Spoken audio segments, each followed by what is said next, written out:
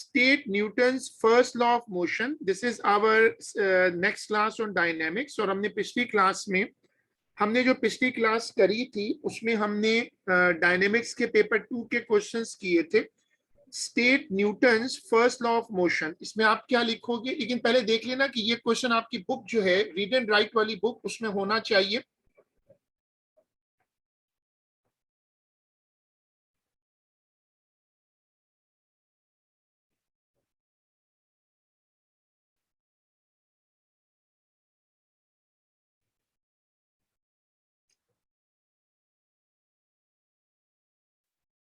मैंने ईयर अभी दिखाया है, जून 18 21 का 2.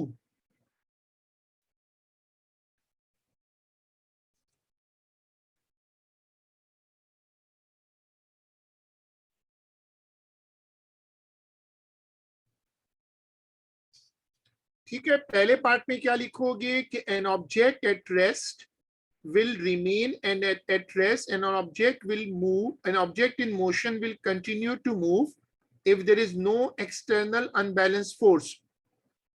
ये कहलाता है न्यूटन का फर्स्ट लॉ.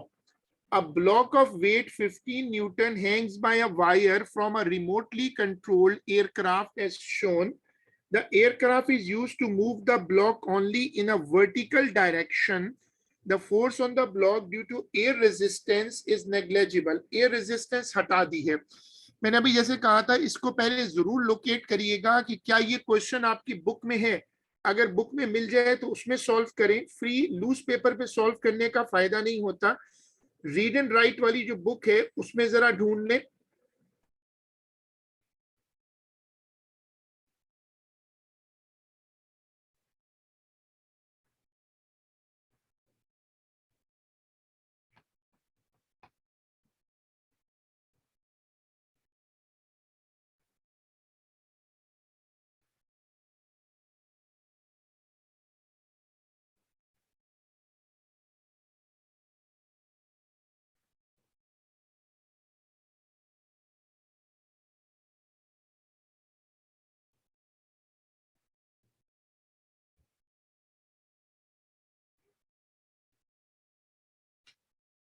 अब देखो, इसमें state Newton's first law of motion ये हमने डिस्कस कर लिया. अब वो कह रहे हैं, a block of weight 15 newton hang by a wire from a remotely controlled aircraft. The variation with time of the vertical velocity of the block is shown below. The velocity is taken to be positive in the upward direction. Upper direction में velocity को कह रहे हैं plus लिया हुआ है और downward को माइनस लेगा. फिर पूरा स्केच बनाया हुआ है. Determine for the block the displacement from t is equal to 0 to 2 is equal to 3. 0 से 3 तक जाना है. बताओ डिस्प्लेसमेंट कैसे निकालते हैं. अगर वेलोसिटी टाइम स्केच गिवन हो तो मैंने क्या सिखाया, उसको कैसे निकालते हैं.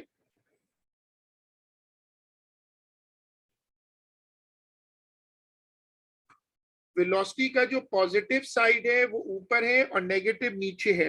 एरिया, लेकिन एरिया कौन सा वाला. दोनों एरिया निकाल के ऐड कर दूं या दोनों एरिया निकालूं और माइनस कर दूं.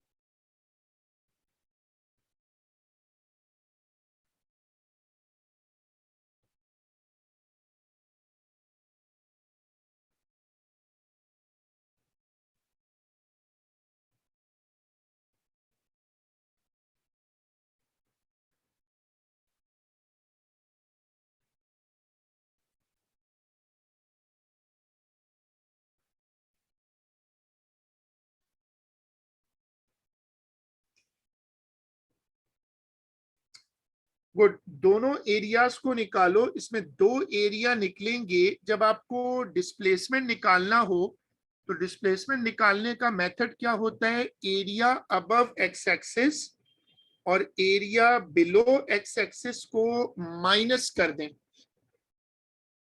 तो ये वाली लॉजिक लगा लो, दोनों एरियाज को माइनस करके दो। दोनों ही ट्रायंगल हैं।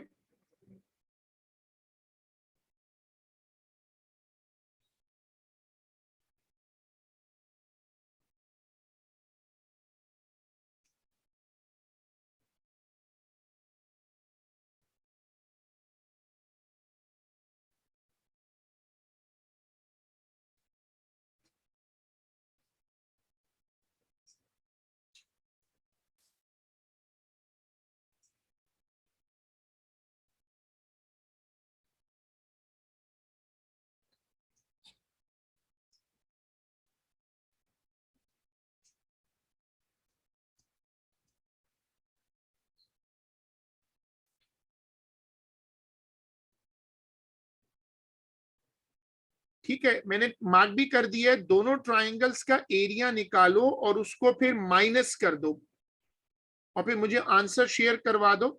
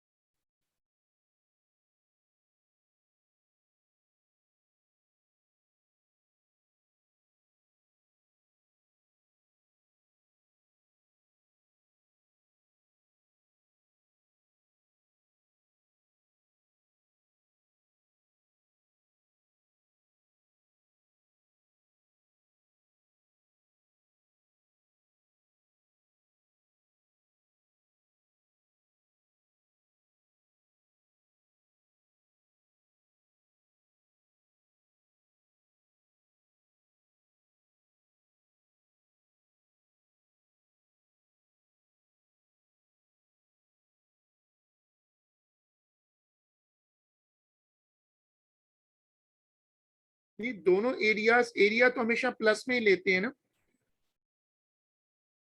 जो एरिया होता है वो प्लस में लेते हैं और नीचे वाला एरिया बड़ा है तो वो डाउनवर्ड में डायरेक्शन आएगी।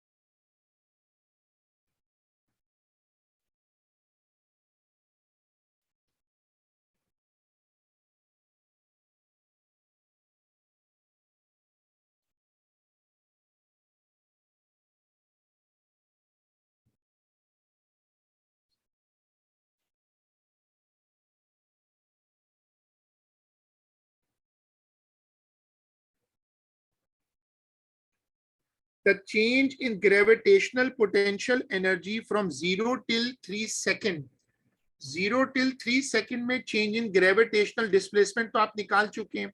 चूंकि वर्टिकल मोशन है तो जो डिस्प्लेसमेंट होगा वो हाइट बन जाएगा। Displacement will become the height, तो हाइट रखेंगे और mgh का फॉर्मूला लगा दें।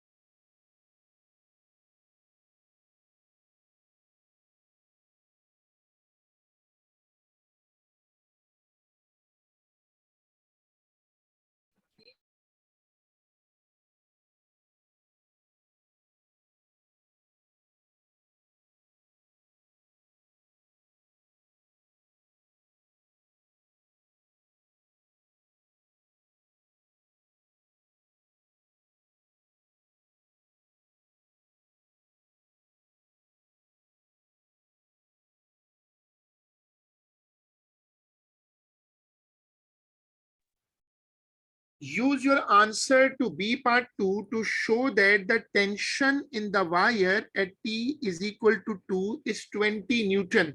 अच्छा, उससे पहले ना एक पार्ट सॉरी मिस हुआ, acceleration, magnitude of the acceleration.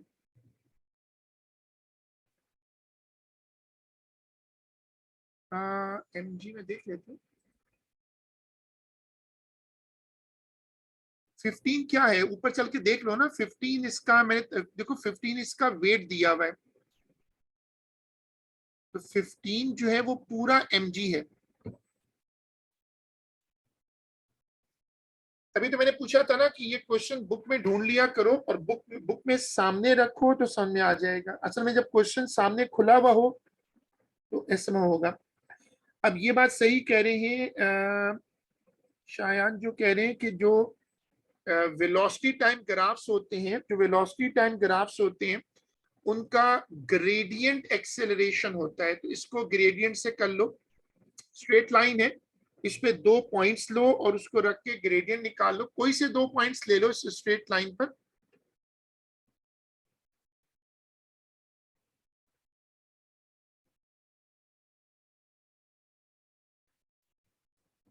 कोई से 2 पॉइंट लो और उसको रख के ग्रेडियंट निकाल लो.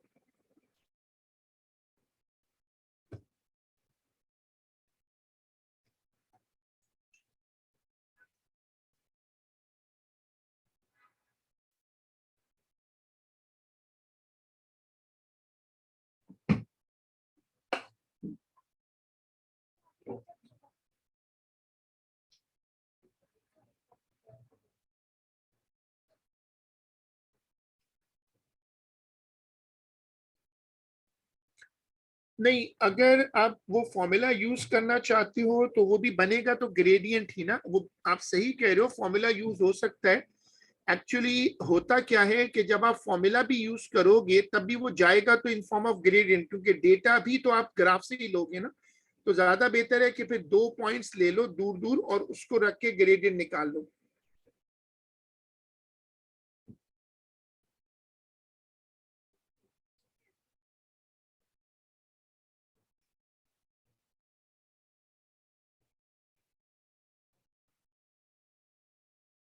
Use your answer to in B part 2 to show that the tension in the wire at time t is equal to 2 is 20 Newton. ये जो 2 न्यूटन का 2 सेकंड का टाइम है वो ये है, देखो ये वाला. इस पॉइंट पे रिजल्टेंट फोर्स निकालनी है.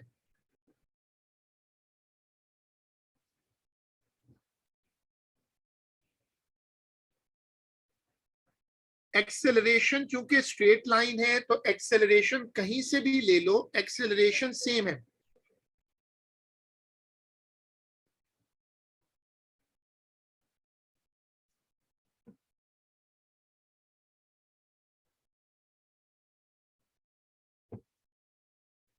इसमें क्या लॉजिक होती है, जब ये एक्सेलरेट कर रहा है तो मैंने आपको सिखाया रिजल्टेंट फोर्स का फॉर्मूला होता है greater force minus smaller force, वो लगाओ. अब इसमें एक्सेलरेशन का फॉर्मूला कैसे लगेगा वो लॉजिक उस पे लगाओ.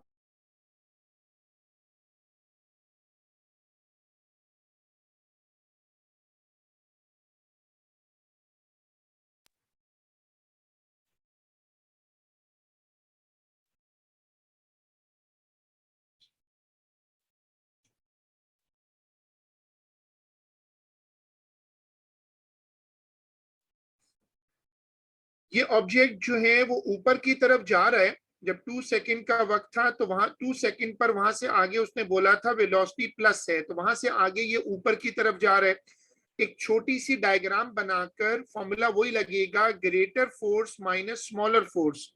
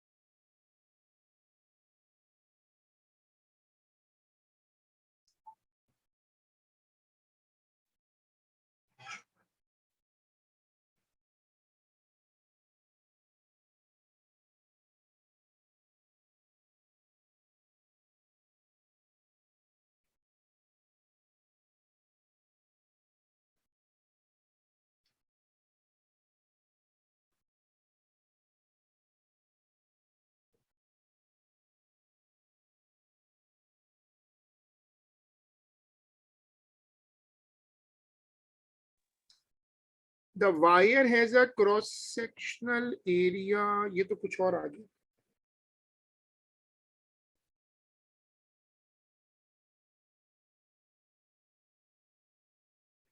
ये वाला जो पार्ट है, पार्ट नंबर 4, ये अभी छोड़ देते हैं, ये डिफॉर्मेशन हुक्स लॉ अभी हमने किया नहीं है।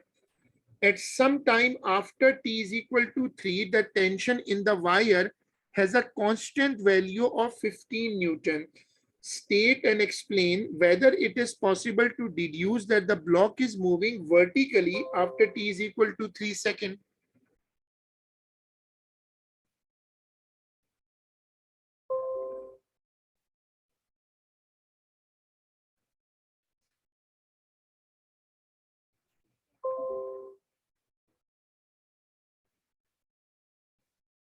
t is equal to 3 second के बाद उसकी वैल्यू आगे जाती है।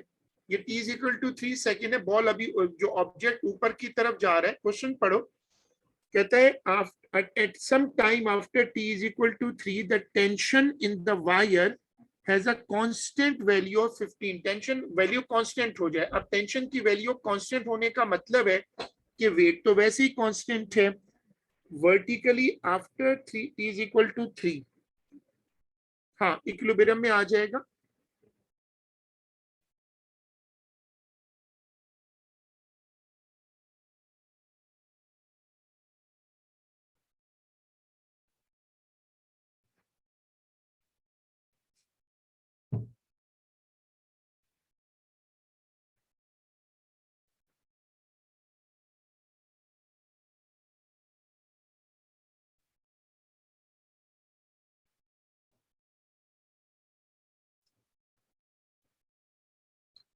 अब बताओ, state and explain whether it is possible to deduce the block is moving vertically after.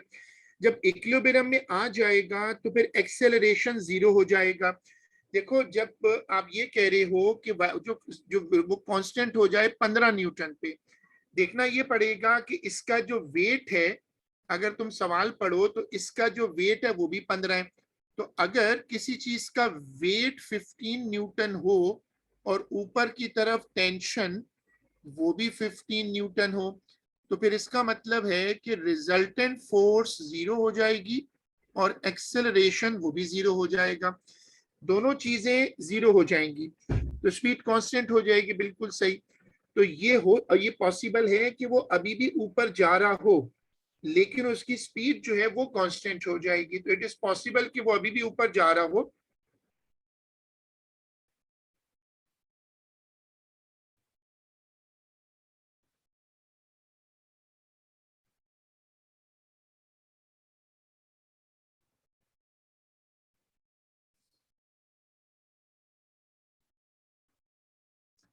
तो अब क्या लॉजिक होगी कि ये पॉसिबल है कि वो अभी भी ऊपर ही जा रहा हो वर्टिकली, लेकिन ये बेसिकली उसकी जो स्पीड है वो कांस्टेंट हो चुकी है।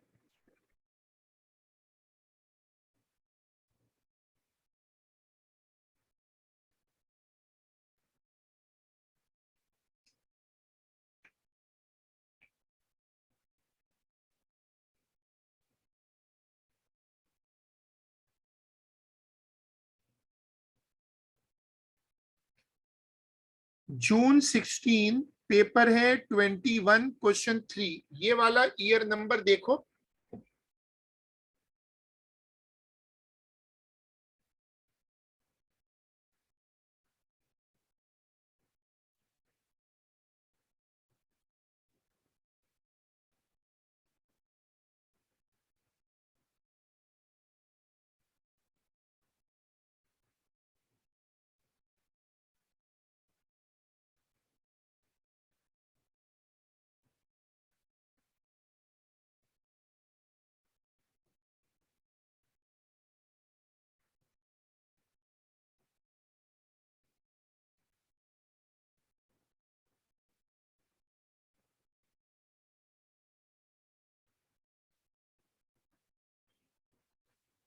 इन्होंने बताया कि इनके पास पेज 158 पर है। बाकी हर एक का फर्क होगा, आपको बस ईयर नंबर मैच करना है।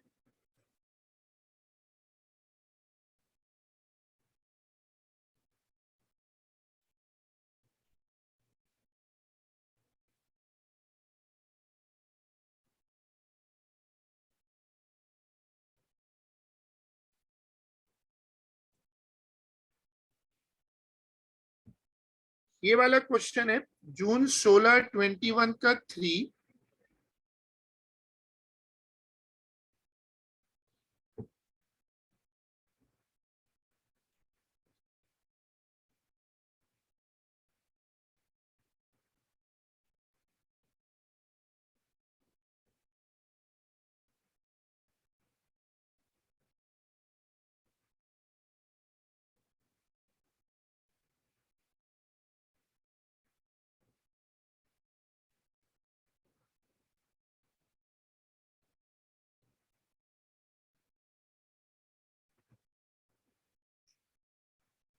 A ball of mass 150 gram is at rest on a horizontal floor as shown. Calculate the magnitude of the normal contact force from the floor acting on the ball. अब ये सवाल कैसे निकलेगा? Magnitude of the normal contact, जाहिर सी बात है जितना wait होगा इसका वेट बना लो, 150 ग्राम का वेट बनाओ, ग्राम से केजी बनाओ और इंटू 9.81 कर दो।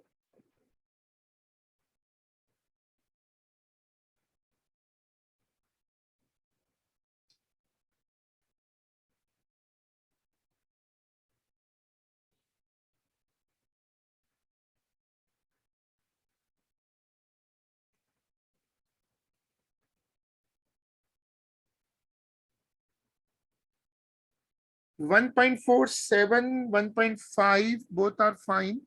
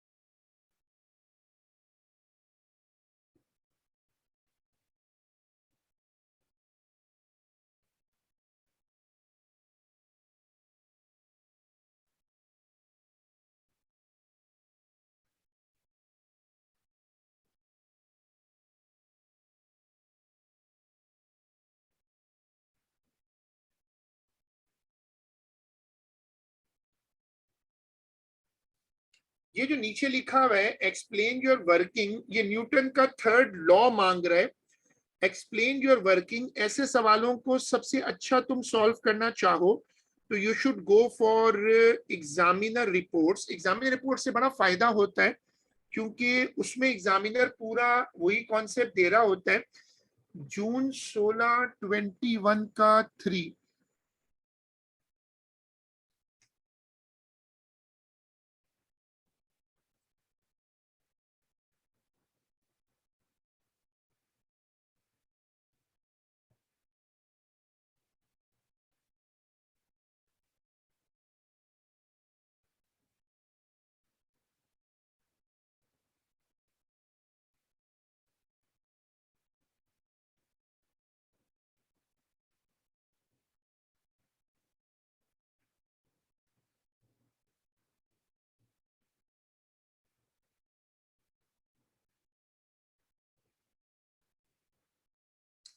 देखो अब तुम सब लोग ये वाला, ये एग्जामिनर रिपोर्ट है।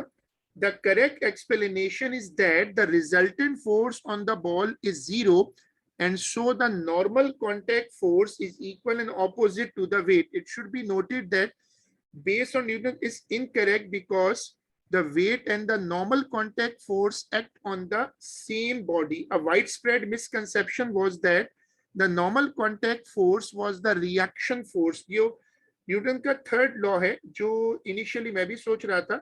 उसमें एग्जामिनर कह रहे हैं कि दोनों फोर्सेस एक ही ऑब्जेक्ट पे लग रही हैं।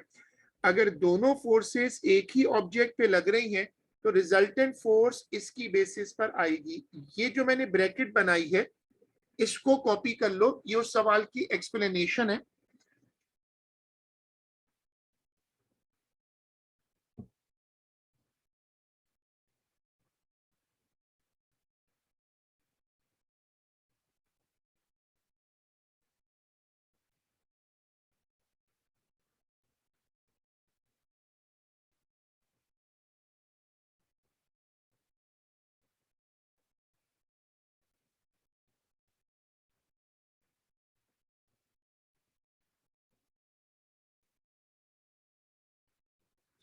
स्क्रीन मेरे हिसाब से तो शेयर हो रही है, बाकी लोग बताइएगा कि क्या स्क्रीन शेयर हो रही है। इसमें शायद आपको स्क्रीन नहीं दिख रही, अगर है तो आप एक मरतबा दोबारा से रिफ्रेश कर लो।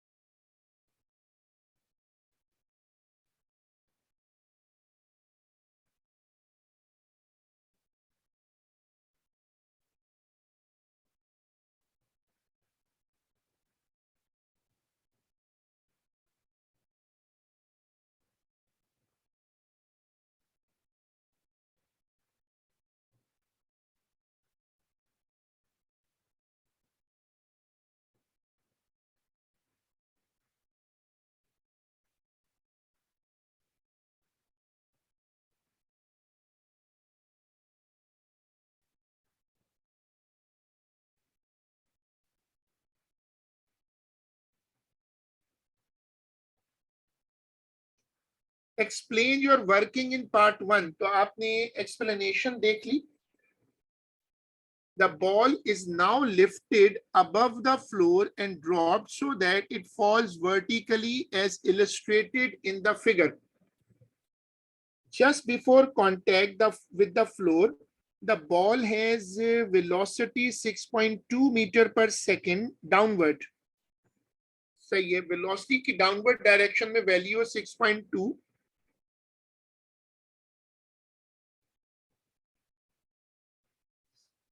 The ball bounces from the floor and its velocity just after losing contact 2.5 की डायरेक्शन अपवर्ड है और ball is in contact with the floor. पूरा क्वेश्चन आप लोग भी पढ़ लो, अगर आपको ये क्वेश्चन बुक में मिल गया है तो सबसे बेस्ट है।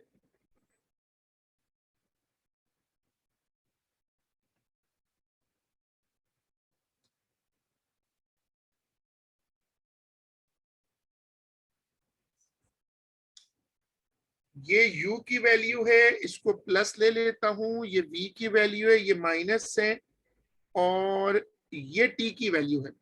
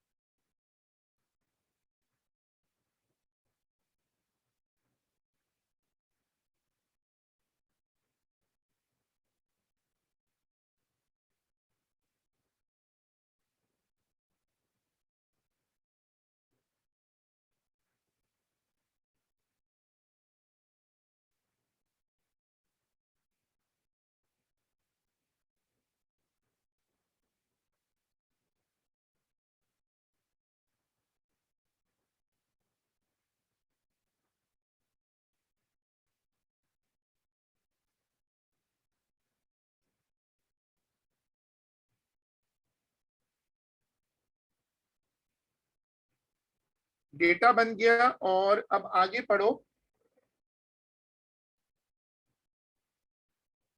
State Newton second law of motion, ये पार्ट 1 है, बी पार्ट 1। और मैंने आपको सिखाया है कि थ्योरी में you always go for that well prepared candidates were able to recall Newton's second law of motion without difficulty.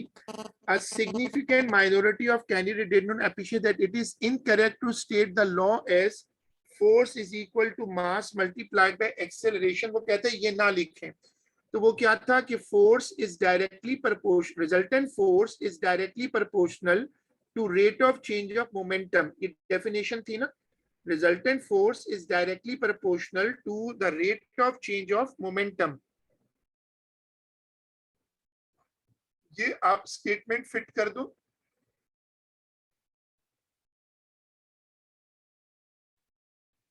Calculate the average resultant force on the ball when it is in contact with the floor.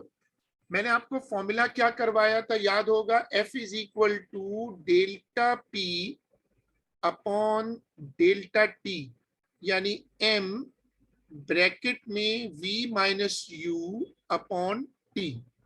ख्याल रखिएगा दूसरा V minus में है, और आपको मास सवाल के शुरू में दिया हुआ है 150 ग्राम, इसको केजी बना लो और फिर यहां पुट करो।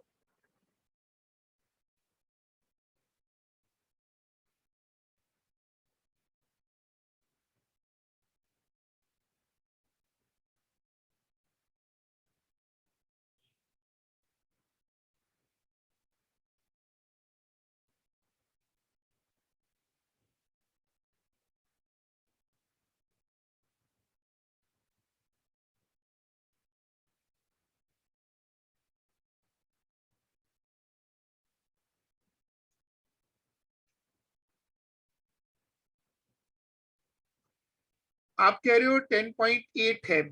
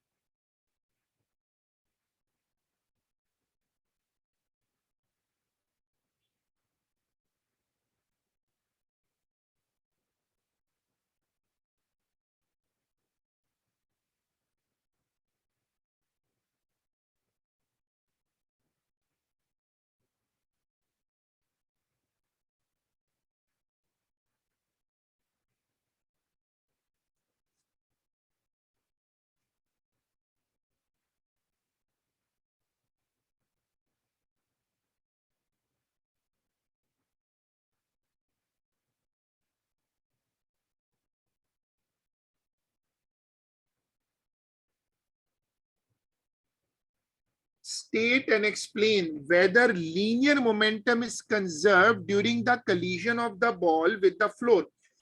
लीनियर मोमेंटम का कॉन्सेप्ट याद रखो कि लीनियर मोमेंटम हमेशा कंजर्व होता है अगर आप ये प्रूफ कर दें कि सिस्टम जो है वो आइसोलेटेड है।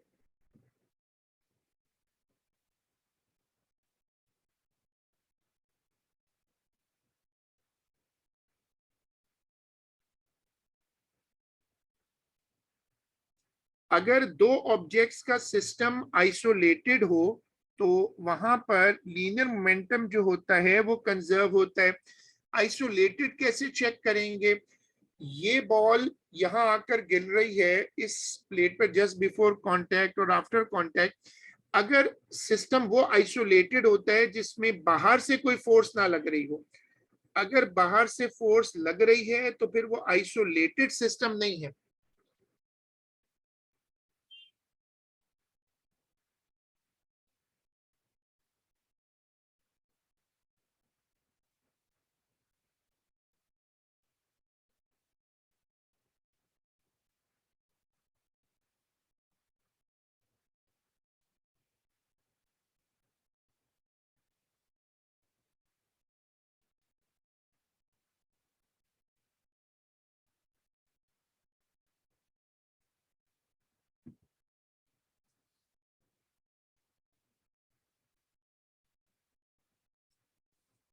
आप एग्जामिनर को बताओगे। अब देखो इसमें isolated is the main thing, only a small minority of candidates understood that the change in momentum of the floor is equal and opposite to the change in momentum of the ball, did not realize that the floor forms part of the system, and so the consider momentum change of only the ball.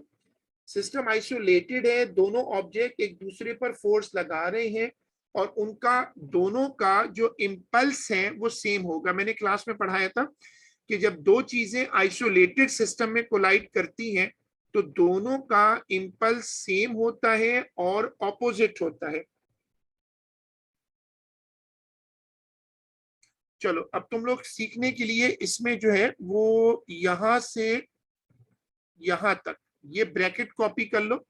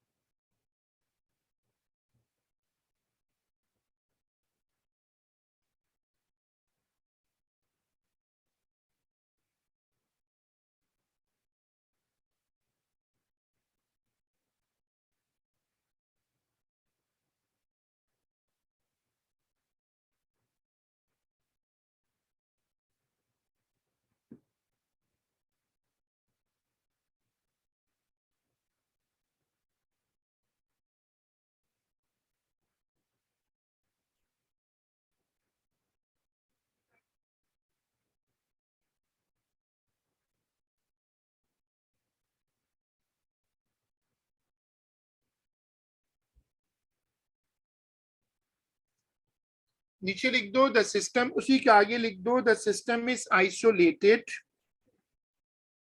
The system is isolated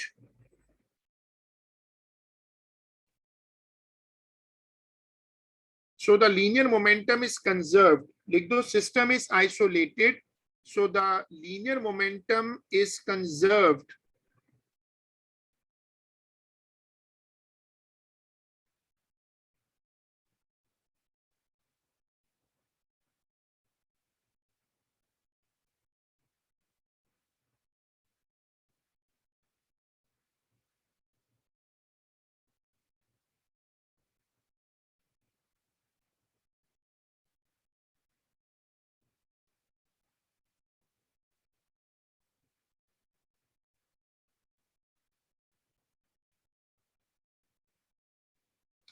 चलें, this question is completed and हम अपना आज का काम यहीं तक रोकते हैं